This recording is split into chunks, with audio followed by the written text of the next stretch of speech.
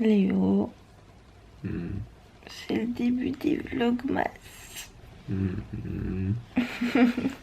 Oh Dieu.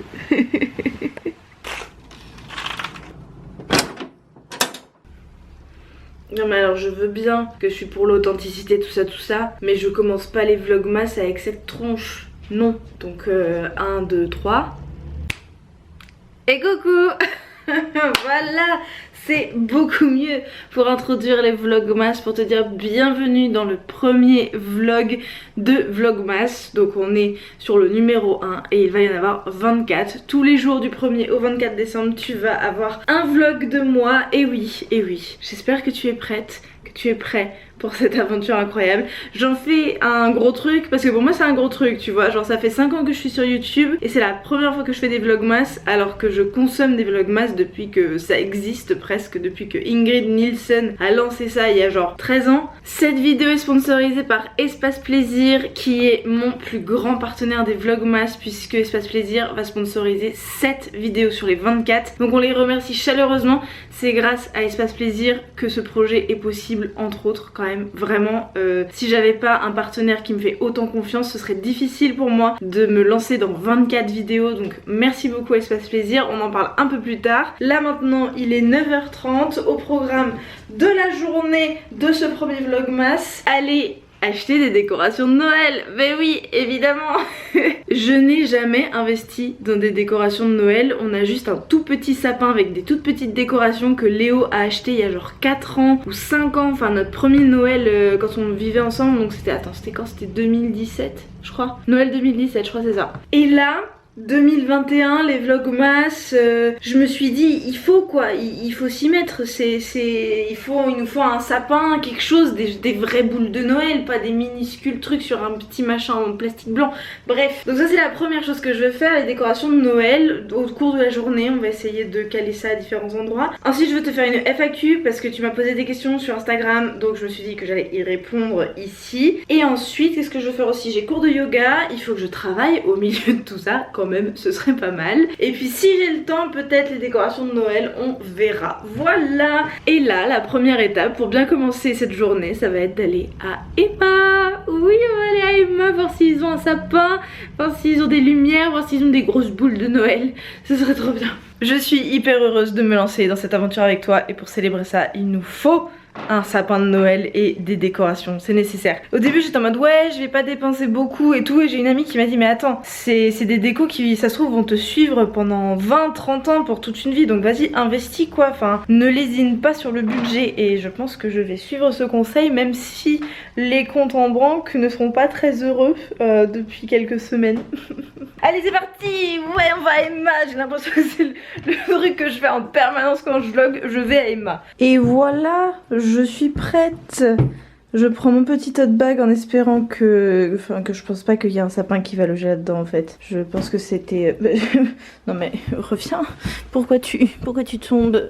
Je pense que c'était un peu illusoire de penser que je vais pas devoir acheter des sacs plastiques à Emma. On va voir, on va voir. Et cette chevelure va évidemment me déranger pour ramasser des décorations, mais c'est pas grave, elle est tellement jolie. Je parle déjà trop. Ah ça va être long les 24 vlogmas hein. Je viens de dépenser 60 € en déco, j'ai toujours pas le sapin. Ça vaut le coup, ça vaut tellement le coup. Mais mon dieu, 60 € pour des décos ça fait mal. Je pense à ma pauvre mère, je pense à mes pauvres parents qui ont dépensé tout cet argent pour nous faire un beau sapin pendant toute notre enfance.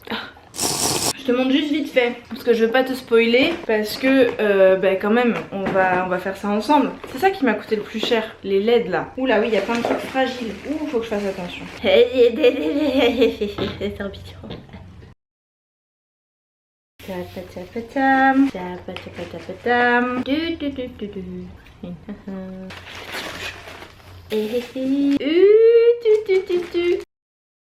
Je suis en train de faire un calendrier de l'Avent pour Léo. J'ai pas beaucoup d'idées, mais je me souvenais qu'il a adoré ça. Des crues d'automne, des Nicolettes. En gros c'est des minuscules spéculoos quoi. Je me souvenais qu'il a adoré, donc j'en ai prise une pour une des cases où j'ai pas d'idée. Ça c'est pas une déco de Noël, mais j'avais besoin d'un agenda pour 2022 et il est juste magnifique. Donc il est pas très pratique parce qu'il est pas spiral. Moi j'en voulais un spiral, mais quand je l'ai vu je me suis dit, enfin il est sublime. Je serais ravie de voir ça tous les jours pendant un an. Donc je l'ai pris, c'est tout. Mon dieu, 76 € pour ça. Bon, j'avoue, j'ai commencé. J'ai pas le sapin, mais ça m'empêche pas d'avoir des jolis bougeoirs. Voilà. Et là, je suis pas peu fière de cette petite installation. Ah. Oui, c'est trop joli. Oui, ceci est bien le joujou en verre qui est dans le calendrier de l'Avent Espace Plaisir. Ce n'est pas une blague, hein, il est en objet de déco depuis que j'ai fait la vidéo sur le calendrier de l'Avent d'Espace Plaisir et j'adore, je suis hyper fière de moi. Donc voilà, ça va être ma petite installation de Noël. Oui, trop bien. Bon, il fait jour, il est 10h30, mais il n'empêche que c'est archi beau. Je suis hyper fière de ma connerie. Oui. Ça me permet de te rappeler que cette vidéo est sponsorisée par Espace Plaisir et on les remercie infiniment de faire cette introduction au Vlogmas. Espace Plaisir, c'est une boutique qui vend des joujoux pour adultes, qui vend plein de choses trop bien, de très bonne qualité. On est sur du luxe à la française, tu vois, on est sur de la sensualité, de la sexualité à la française et moi j'adore. Je t'ai déjà présenté leur calendrier de l'Avent qui est vraiment trop bien, enfin vraiment validé, archi validé, c'est mon préféré de ceux que j'ai testé cette année. Et grâce à Espace Plaisir, on fait plein de trucs géniaux pour ces Vlogmas, notamment j'offre des cadeaux à mes abonnés de Poitiers sous deux formes. Premièrement, je vais chez elles et je vais aller leur offrir des sextoys. Donc ça c'est trop bien, c'est une vidéo qui sort très bientôt, je pense que ça sortira dans quelques jours, tu vois. Et ensuite, le 4 décembre, donc c'est ce samedi, quand tu regardes cette vidéo c'est ce samedi, le 4 décembre de 14h à 17h, on fait une chasse aux sextoys dans Poitiers. C'est juste de la folie. Espace Plaisir m'a envoyé des tonnes de cadeaux à t'offrir et à cacher dans le centre-ville. Vraiment, je les remercie infiniment de me faire confiance à ce point. Tu as le code LOU10 sur toute la boutique et tu as en plus ce calendrier de l'Avent qui est à prix compétitif. Ok, on est le 1er décembre, mais peut-être que voilà, t'as pas eu de calendrier de l'Avent, t'en as envie, et bah tu le commandes là et quand il arrive, t'ouvres les 3-4 premières cases en même temps, tu vois. Donc si tu veux, n'hésite surtout pas aussi à faire ça. Et donc cette chasse aux sextoys, ça va se passer sur Instagram. Je vais te donner des indices en story Insta de où est-ce que je mets les cadeaux. Les sextoys seront emballés dans du papier cadeau. Vraiment, tu n'as aucun risque que les gens autour de toi sachent ce qu'il y a dans le cadeau. Si voilà, ça te met un petit peu mal à l'aise ou quoi. De toute façon, avec Espace Plaisir, on a pensé à ça, la discrétion avant tout. C'est d'ailleurs pour ça que si tu commandes sur Espace Plaisir, ce sera pas marqué Espace Plaisir sur le colis quand il arrivera. Ce sera un autre nom. Donc vraiment, c'est hyper discret comme on voit. C'est marqué nulle part que ça peut être des joujoux, des sextoys à l'intérieur. Donc la chasse aux sextoys, les indices sont en story sur mon Instagram Loupch et du coup je mettrai voilà j'ai caché un sextoy dans tel café, enfin voilà, évidemment avec l'accord des propriétaires. Je sais qu'il y a déjà, attends je te donne des indices, il y a déjà Grand Ours qui a dit oui, il y a déjà le petit magasin qui est ok, enfin voilà, je suis sûre qu'il y aura des endroits super où je cacherai peut-être un ou deux sextoys. Il y a un womanizer qui sera caché quelque part, un womanizer Starlet, donc à hauteur de 70 € quand même le machin. Donc vraiment merci du fond du cœur à Espace Plaisir de rincer mes abonnés comme ça. Je vais commencer la FAQ mais je voulais vraiment te prévenir de cette chasse aux sextoys de dingue. Les cadeaux chez les abonnés c'est déjà réglé, j'ai déjà 5 ou 6 personnes. Si elles m'ont contacté c'est parce que j'ai mis des annonces sur Instagram, donc vraiment pour les cadeaux, les bons plans et tout, faut me suivre sur Insta, vraiment c'est là où ça se passe le truc en direct, tu vois. Donc merci beaucoup Espace Plaisir, merci de rincer mes abonnés, merci de sponsoriser mes Vlogmas, merci d'être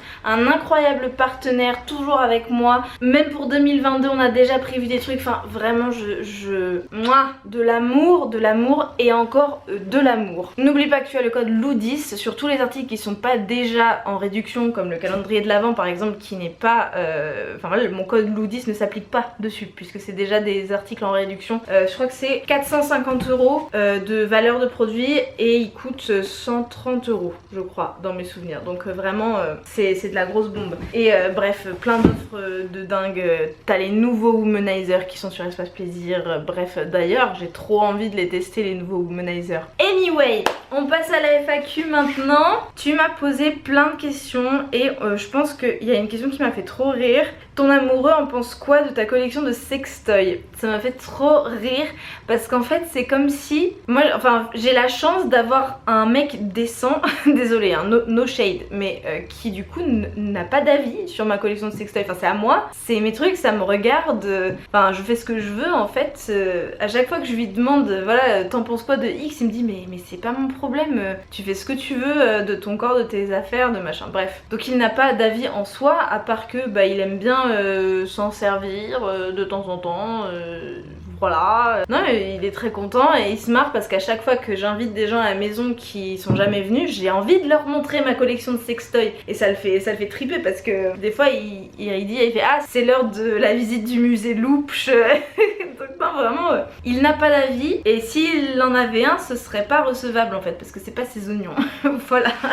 Du coup j'ai une question qui me fait trop rire aussi. Tu es célibataire? Ben absolument pas. Voilà. Je suis en couple depuis décembre 2016 avec Léo et encore avant on a passé 2 ans en couple de janvier 2014 à février 2016, c'était la saison 1 et depuis décembre 2016 donc ça fait 5 ans qu'on est ensemble et on vit ensemble depuis 4 ans, truc de ouf. Est-ce que la médecine chinoise est plus facilement applicable en étant végane? Je dirais pas que c'est plus facilement applicable dans la pharmacopée, donc dans les médicaments chinois que moi j'utilise pas du tout parce que je trouve pas que ce soit une bonne idée d'aller faire venir des trucs de Chine. Mais bref, dit la meuf qui a acheté 60 € de décoration made in China.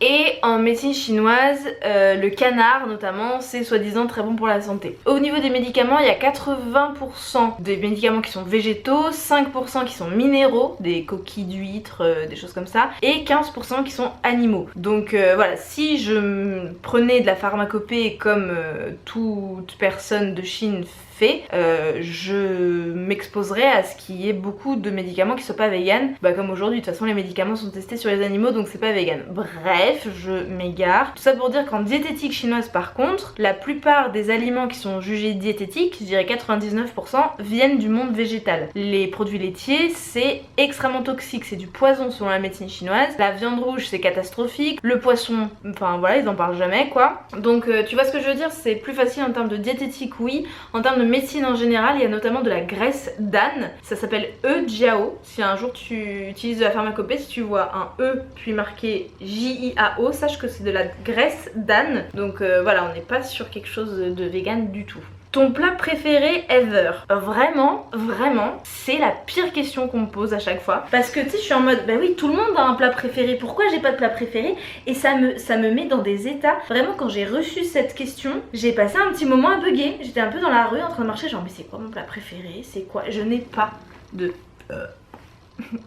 Je n'ai pas de plat préféré en fait. J'ai un dessert préféré, c'est le fraisier. Je pourrais tuer pour un fraisier. Et si tu me demandais de choisir, voilà j'ai le choix entre tous les gâteaux peu importe la saison, c'est un fraisier que je choisis mais tout le temps. Mais niveau plat salé, j'adore beaucoup de choses, mais j'ai pas un plat au-dessus des autres tu vois. Genre je comprends pas les gens qui disent mon plat préféré c'est des pâtes au pesto. J'arrive pas à comprendre. Pendant un moment j'avais un plat comfort food qui était très bizarre, c'était des gnocchis et du brocoli croquant. Mais là tu vois j'ai pas de plat préféré. J'adore les nems, j'adore les lasagnes, j'adore les pizzas, j'adore les tartes, j'adore...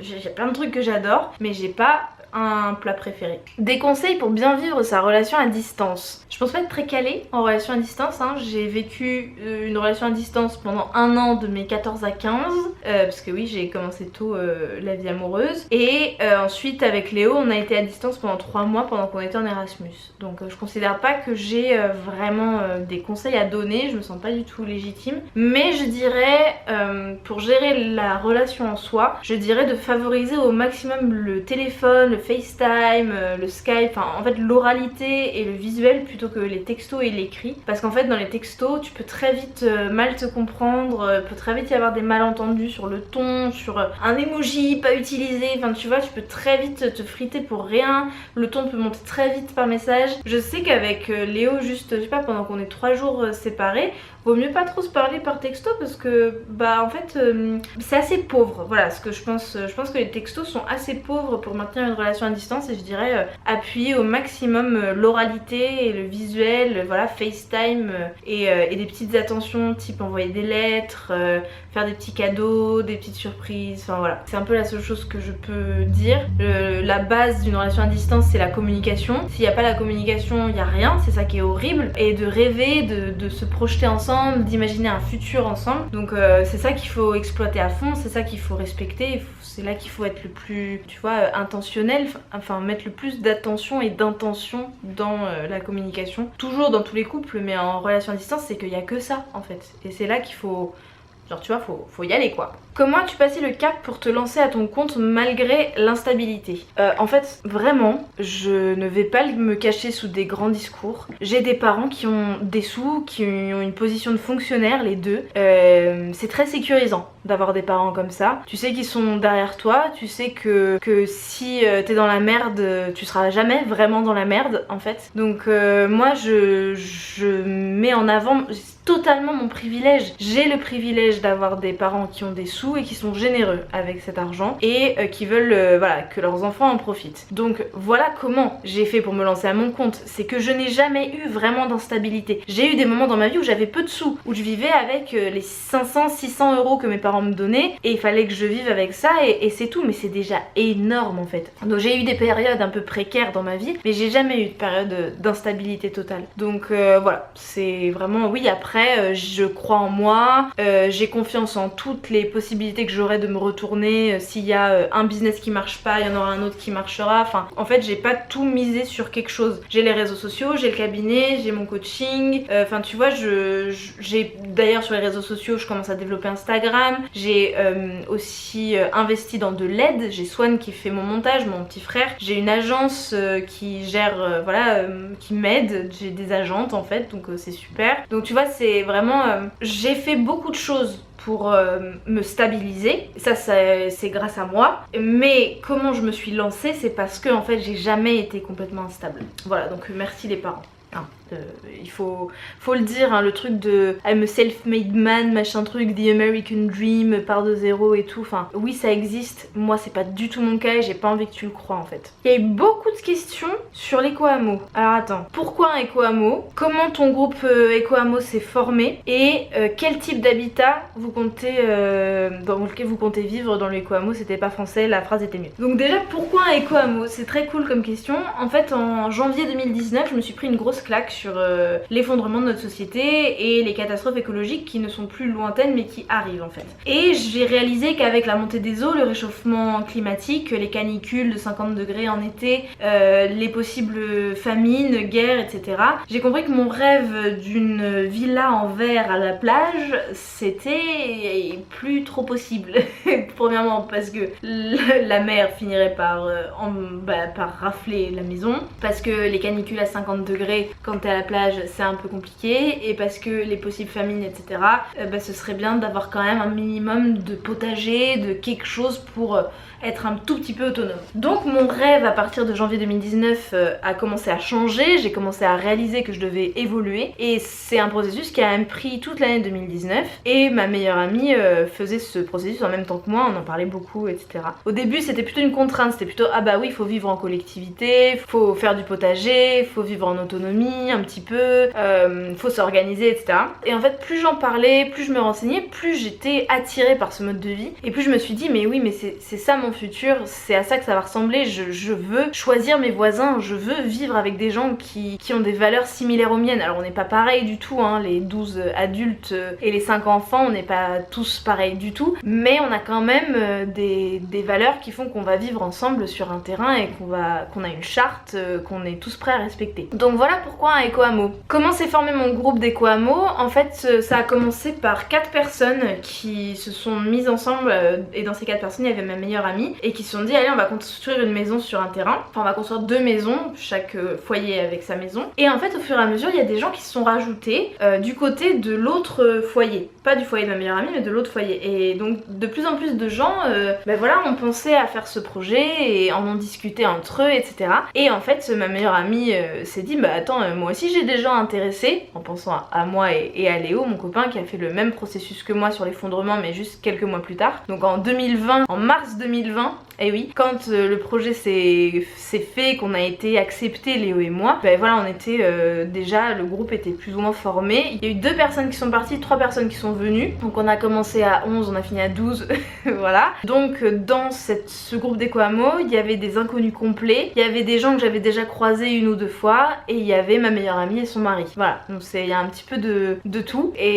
Mais là maintenant, après 1 an et demi à travailler ensemble, à se voir toutes les semaines en visio ou en réel pour les assemblées, l'entretien du terrain, etc. Et bah du coup on est amis quoi. J'ai des affinités avec quasiment tout le monde. D'ailleurs, mon dieu, je l'ai pas dit sur YouTube, je l'ai dit que sur Instagram. Tu te souviens dans la vidéo de mardi dernier là où je dis qu'on a toujours pas l'accord de principe, qu'on stresse et tout? On a l'accord de principe, putain je te l'ai pas dit. Ah, je le mets au milieu de la vidéo, personne regarde parce que ça fait déjà un temps fou que je parle. On a l'accord de principe, c'est bon, le Crédit Agricole nous finance le projet en fait. Bon, c'est bon, c'est sûr, ça va se faire, ah. Pire communicante de la planète. Lago elle te dit ouais regarde, je mets un sextoy en verre au milieu des décos de Noël, et elle dit pas que le plus grand projet de sa vie va se réaliser alors que la vidéo d'avant elle doutait. Mais j'en peux plus de moi. Excuse-moi, c'est bon, oui on a l'accord de principe des banques, le Crédit Agricole nous finance le projet et tu vas suivre. Là on a un truc juridique à changer dans les prochaines semaines, dans les prochains vlogmas c'est sûr, je vais en parler. Et dans quel type d'habitat on compte vivre? Léo et moi on va vivre dans une maison en bois terre paille, donc une maison neuve, assez grande, qui va donc être bien isolée, qui va être cohérente écologiquement parlant, mais ça reste une maison en dur. On a d'autres personnes qui vivront en habitat léger parce que cette personne dit yourte, tiny house, carter, bois, etc. Il y a quelqu'un qui va vivre en yourte, il y a quelqu'un qui va vivre en camion, quelqu'un en caravane, quelqu'un dans les maisons donc, qui sont déjà sur le terrain et qui vont être rénovées, et nous et 2 autres foyers, on est 3 foyers où on va vivre dans des maisons neuves, donc on va être les derniers à pouvoir s'installer sur le terrain horizon 2024 quoi. C'est pas un projet qui est bientôt fini, hein. C'est pas parce qu'on a les sous que c'est terminé. Que penses-tu des couples libres polyamour? Je change complètement de sujet, je trouve ça très bien, voilà.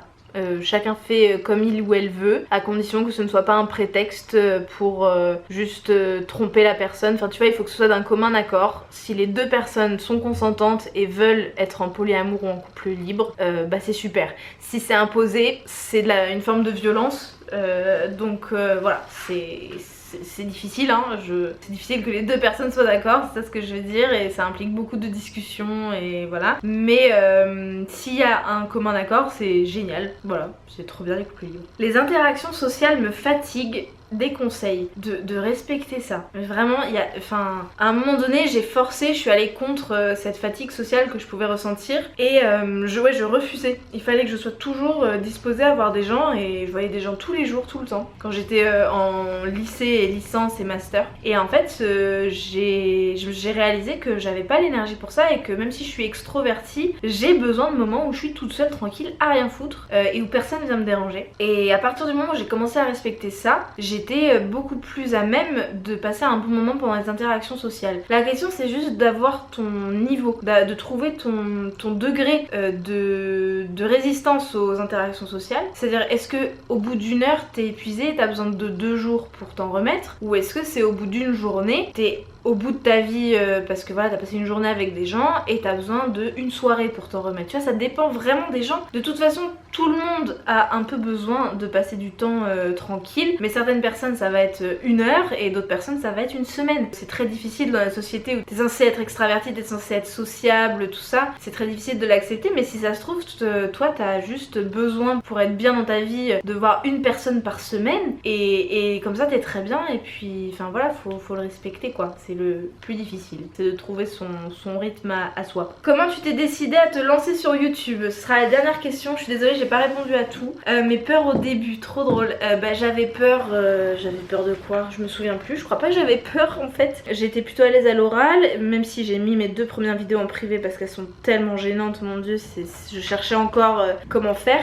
Je me suis décidée à me lancer sur YouTube parce que ça faisait 1 an que ça cogitait, tu vois, que c'était dans ma tête en mode mais j'ai des choses à dire, j'ai des idées, communiquer, j'adore cette façon de communiquer, tout ça. Et je me suis dit j'ai envie de le faire, c'est ça la vie que je veux mener. Et même, tu vois, je m'imaginais plein de choses, je m'imaginais ce que c'était que la vie d'une youtubeuse. Pas exactement ce que j'avais projeté, mais tu vois, je le voulais en fait vraiment. Donc c'est comme ça que je me suis lancée. Au bout d'un moment je me suis dit non mais on y va quoi, ça suffit de juste supposer que je vais le faire. Donc j'ai commencé à filmer des vidéos en avril et j'ai posté ma première vidéo en septembre. Tellement ça a été un processus très lent à mettre en œuvre. Je voulais tout parfait, je voulais la bannière, je voulais le logo, je voulais l'introduction. Mon frère m'a tout fait comme d'hab déjà à cette époque là. Donc en 2016 il avait quoi? Il avait 16 ans, 17 ans. Il avait 17 ans quand j'ai ouvert ma chaîne et il m'avait fait l'intro, le logo, la bannière, enfin bref. Donc bon non, en fait j'ai pas eu peur, j'ai vraiment pas eu... Si j'ai eu peur que ça marche pas. J'ai eu peur que je fasse un flop de ouf, j'ai eu peur...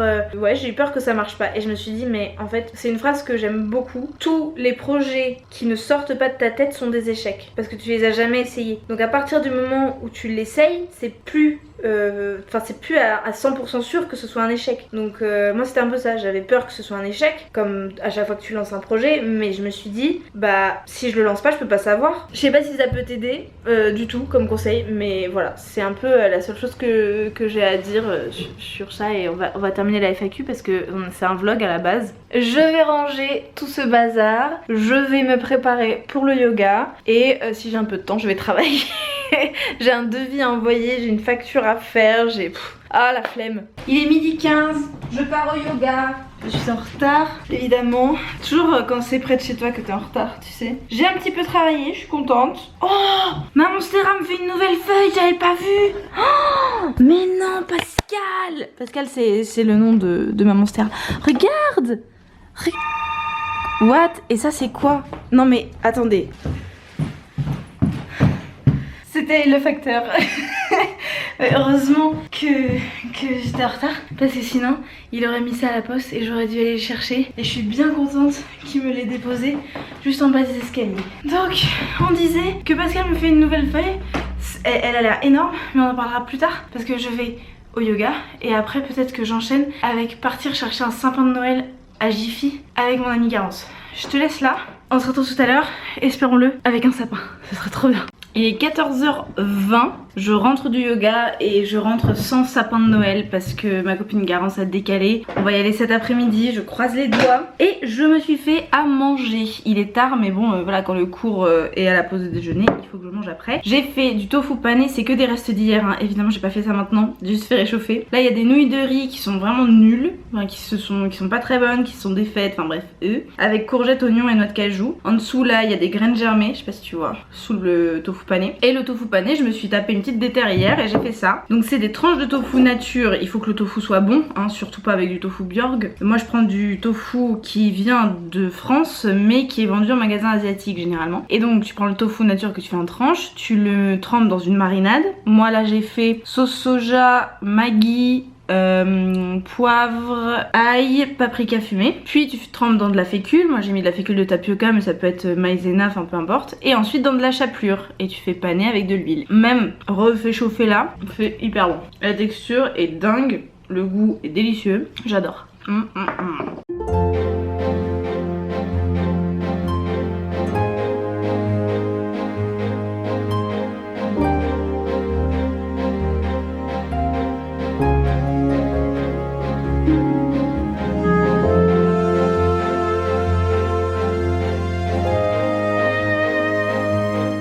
Il est 17h et je pars retrouver Garance qui va m'emmener à Jiffy trouver un sapin en plastique. Et j'avoue que je pense que je n'aimerais pas faire autre chose de mon vendredi soir. Et oui, qui suis-je? Où vais-je? Dans quelle étagère? Je ne sais.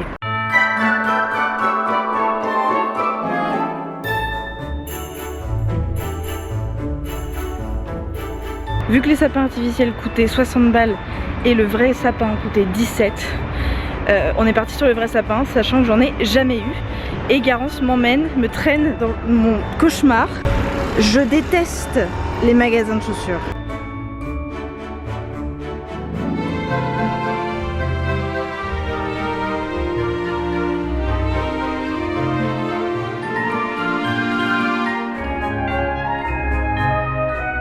Et Alors, qu'est-ce que je dois justifier d'avoir acheté un sapin à 17 € à Jiffy, un vrai sapin, sachant que je n'ai jamais eu de vrai sapin de ma vie, je ne sais pas ce que c'est, je ne connais pas la maintenance, je vois que ça perd des épines, que ça sent très fort la bœuf, mais à part ça je ne sais pas, est-ce que c'est écologiquement catastrophique ou pas, tu vois, je suis en plein questionnement. Est-ce que c'est la meilleure chose qui me soit arrivée de ma vie de pas avoir acheté le sapin en plastique, ou est-ce que c'est vraiment une connerie, tu vois, tout ça je me pose vraiment beaucoup de questions. Par contre, ça,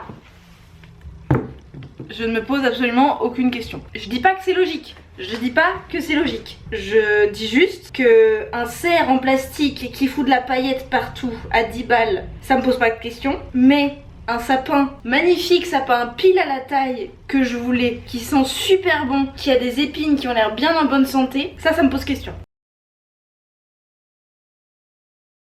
Bon, je suis trop contente, j'ai acheté deux jolies petites boules aussi en plus à Jiffy. J'ai acheté une petite guirlande, je suis passée à Lidl, j'ai trouvé des trucs pour le calendrier de l'Avent de Léo que je lui fais là dont je te parlais. Je suis très contente, voilà. Il est déjà hyper tard, vraiment il fait nuit noire depuis un moment déjà, genre ouais, il est tard. Donc je pense que je vais arrêter ce premier vlogmas entouré de mon sapin et de mon cerf. Je t'attends évidemment, hein, je t'attends demain à 16 h. On déballe ensemble, on décore le sapin, tout ça, si j'ai la foi. Si j'ai la foi. Parce que la décoration de sapin, c'est à moitié j'adore, à moitié ça me fatigue un petit peu, tu vois. Donc bon, merci du fond du cœur à Espace Plaisir d'avoir sponsorisé cette vidéo, de me permettre voilà, de faire ce genre de vidéo incroyable. On reparle d'Espace Plaisir très bientôt, c'est vraiment mon partenaire phare de ce vlogmas. Tu as le code LOU10 pour toute la boutique, n'hésite surtout pas à aller faire un tour et très bientôt je te fais une sélection d'idées cadeaux que tu peux trouver sur Espace Plaisir. Bon, sur ce, je vais aller dîner, me démaquiller et me coucher. Je te fais un énorme bisou et je te dis à demain.